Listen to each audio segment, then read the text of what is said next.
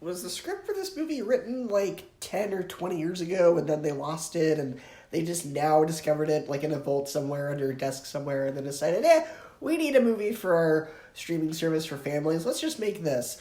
Because that's what this feels like. This feels like a movie that should have come out around the time that like Spy Kids or a lot of other movies like that came out, because almost everything about this movie screams mid 2000s or early 2010s kids movie.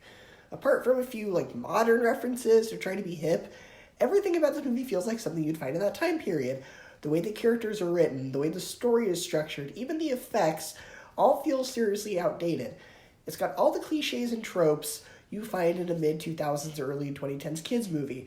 The dad who's never around, the team of kids who discover a big secret about the adults, the evil generic bad guys going after the kids, the lesson that the kids and the parents learn at the end.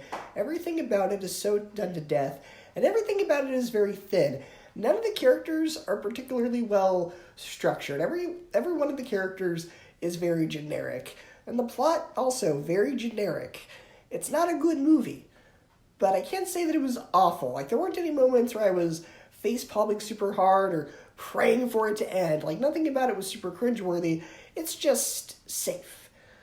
Very dated and very safe.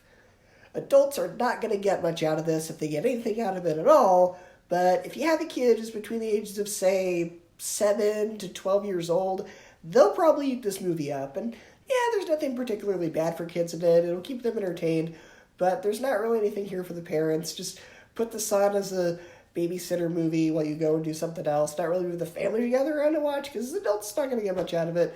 For kids, it's harmless fun. They'll probably enjoy it. As for me, I give Secret Headquarters a C-, a 7 out of 10, and a 3 out of 5 stars.